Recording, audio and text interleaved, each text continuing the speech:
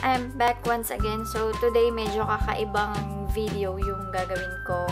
I just wanna share with you guys yung mga nail polish collection ko, and kailangan ko na rin siyang i-declutter kasi kanina nagpalinis nagpalagay ng nail polish yung bisita ko. Napansin ko kasi yung mga ibang nail polish is dry na, nag-dried up na siya. So kailangan ko na siyang linisin.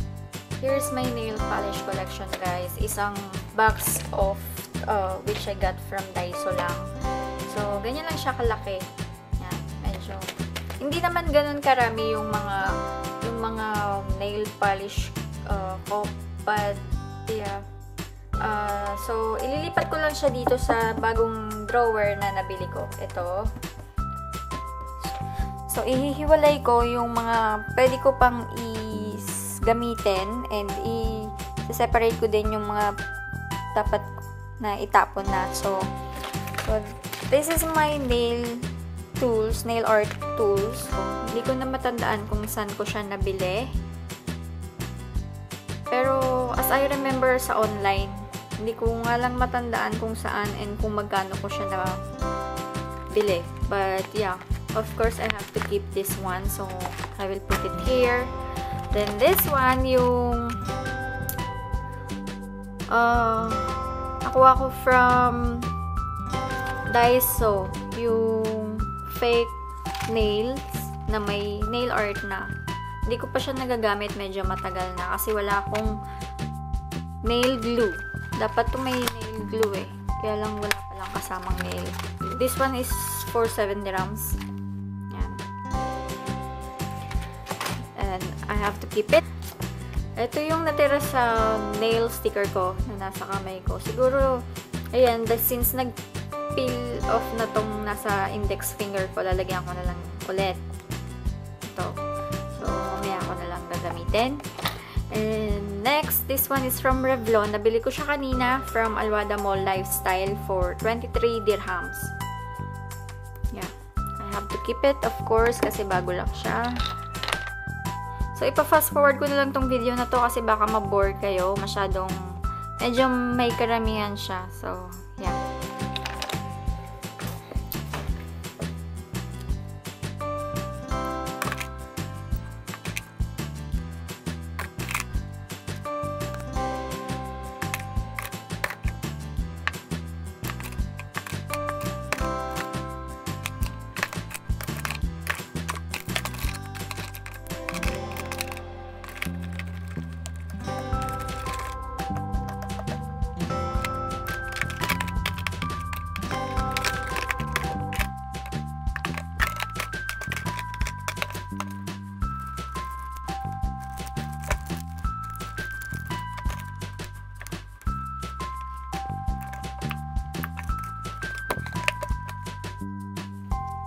So, yan. Empty na. Na-separate ko na yung mga itatago ko. Yan. Yung mga pwede ko pang gamitin. Then, dito sa side, ito yung mga itatapon ko na. So,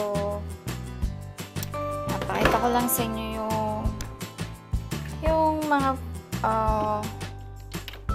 natira na pwede pang gamitin. So, most of them is from Model's Own.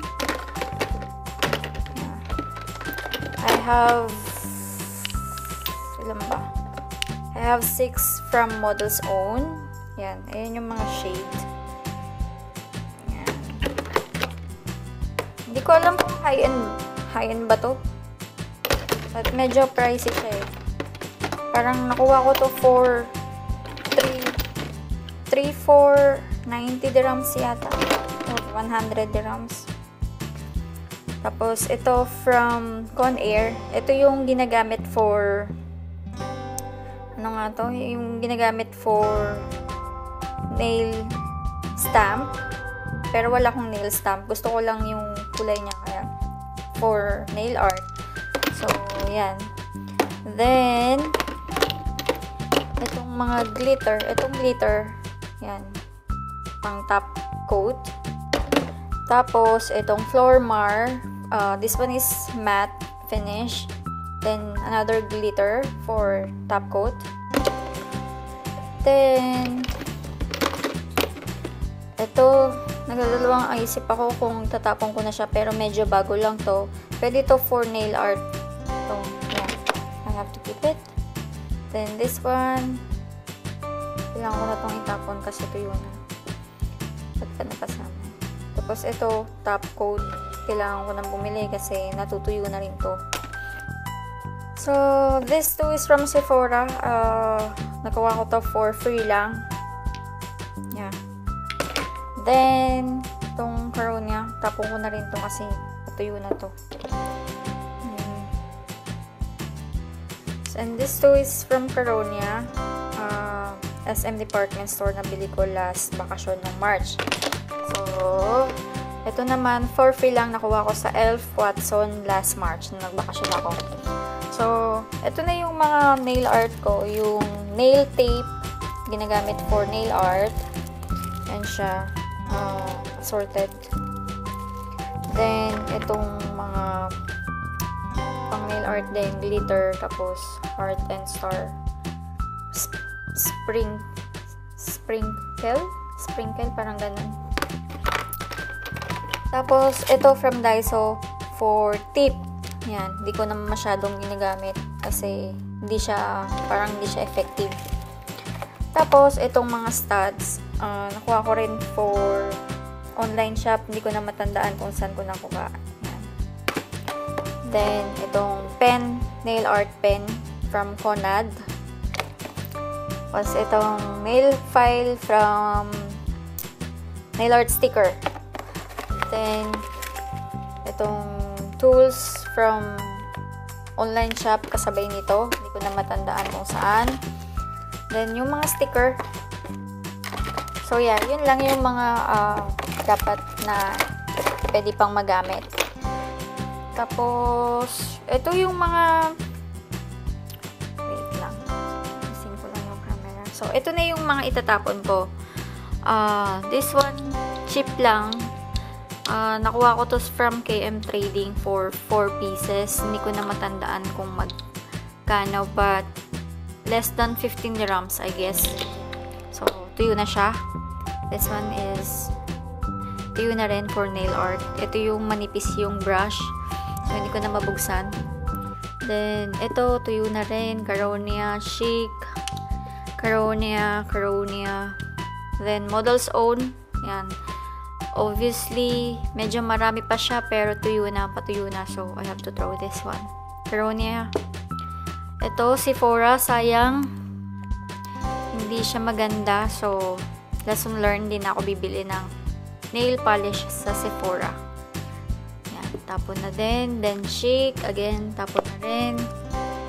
Itong nail art, yung manipis lang yung brush. So, tuyo na siya. Tapon ko na rin. And this, Sina. Itong Sina, nakuha ko to for 12 pieces yata. Iba-ibang color. Pero tinapon ko na yung iba. So, tuyo na rin siya. Tatapon ko na. So, yun lang guys. Yan yung mga dapat ko ng dispose. Kasi tuyo na nga. So, medyo maluwag na yung tagayan ko. Pero, I don't think na magdadagdag muna ako for now. Kasi, yeah. Medyo madrami-rami pa naman siya. So, ay, meron pa. May nakalimutan na akong i-share. This one also from Siate. Siate, babasa dito. I got this from Sephora. Ayan, yung set na may caviar. This is 200 plus something. 200 ba? So, hindi ko pa siya masyadong nagamit. Ito yung mga caviar niya.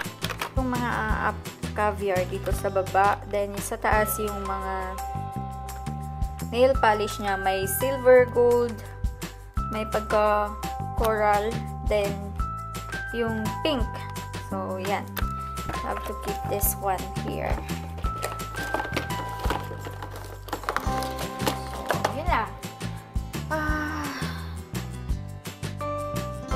Guys, so natapos ko na rin siya finally linisin. Tapos ko na yung isang drawers. So, that's that for this video, guys. I hope you like this video and see you on my next one. Bye!